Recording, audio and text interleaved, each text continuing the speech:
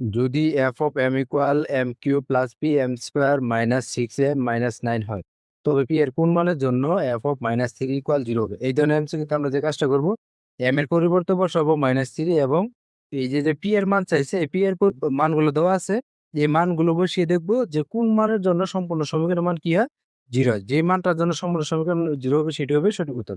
প্রথমে কি দেওয়া আছে, এম কিউব, তাহলে এম এর পরিবর্তে কি বসাবো আমরা, মাইনাস থ্রি, তারপরে আমরা এই যে এটা দিয়ে কিউব দিব, কিউব, তারপরে কি আছে এখানে প্লাস আছে, প্লাস এরপর আছে পি, তাহলে প্রথম ক অপশন আছে মাইনাস ফোর, তাহলে পি এর পরিবর্তে প্রথমে ক অপশন আছে মাইনাস ফোর, এই জন্য ফোর বসাবো।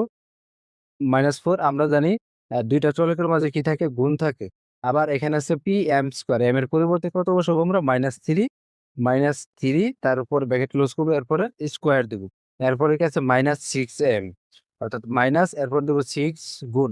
আমরা জানি সংখ্যা এবং চলকের মাঝে কি থাকে, গুণ থাকে, তাহলে এম এর পরিবর্তে কত বসাবো আমরা, মাইনাস থ্রি বসাবো, মাইনাস সরি মাইনাস থ্রি বসাবো। এরপরে কি আছে মাইনাস নাইন, তারপরে আমরা বসাবো মাইনাস নাইন, এরপর সমান চিহ্ন চাপ দিয়ে দেখবো সম্পূর্ণ মান আর শূন্য আসে কিনা, শূন্য আসে নাই, তাহলে আমাদের সঠিক উত্তর ক হবে না। এবার খ আছে মাইনাস টু, আমরা বারবার তোলা দরকার নেই, জাস্ট এই যে যেখানে ফোর বসিয়েছিলাম ওই ফোরের পরিবর্তে আমরা কি এভাবে সাইডে চাপ দিয়ে ফোরের পরিবর্তে আমরা বসাবো মাইনাস টু, এই যে ফোরটা, হ্যাঁ এখানে বসিয়েছিলাম, ফোরটা কেটে দিয়ে তারপর এখানে বসাবো টু, মাইনাস টু বসাবো আমরা, মাইনাস টু বসিয়ে দেখবো সম্পূর্ণ সমীকরণের মান শূন্য আসে কিনা।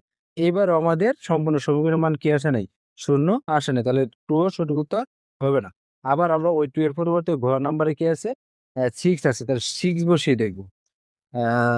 এখানে মাইনাস টু আছে, ওইখানে যে এই তো এখানে সম্পূর্ণ আবার কেটে দিয়ে মাইনাস টু কেটে দিয়ে এখানে জাস্ট সিক্স বসে সমান চিহ্ন চাপ দিয়ে দেখবো সম্পূর্ণ সমীকরণের মান শূন্য আসে কিনা। এবার আমাদের শূন্য আসে নাই, অর্থাৎ এখানে জিরো আসতে হবে, তবে আমাদের ওই সঠিক উত্তর হবে সেটি। ঘ নাম্বার আছে টু, তাহলে সিক্স এর পরিবর্তে আমরা টু বসিয়ে দেখি।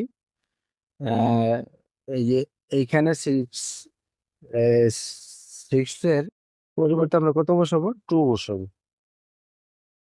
এবার সম্পূর্ণ সমীকরণের মান কি আসছে, জিরো আসছে, অর্থাৎ সঠিক উত্তর হবে ঘ, অর্থাৎ টু। যেহেতু পি এম এর পরিবর্তে মাইনাস থ্রি এবং পি এর মান টু বসালে সম্পূর্ণ সমীকরণ মান জিরো হয়, তাহলে সঠিক উত্তর হবে গ। এরকম করে আমরা প্রত্যেকটা এমসিকিউ, এই ধরনের এমসিকিউ সলভ করতে পারি। আশা করি বুঝতে পারছেন।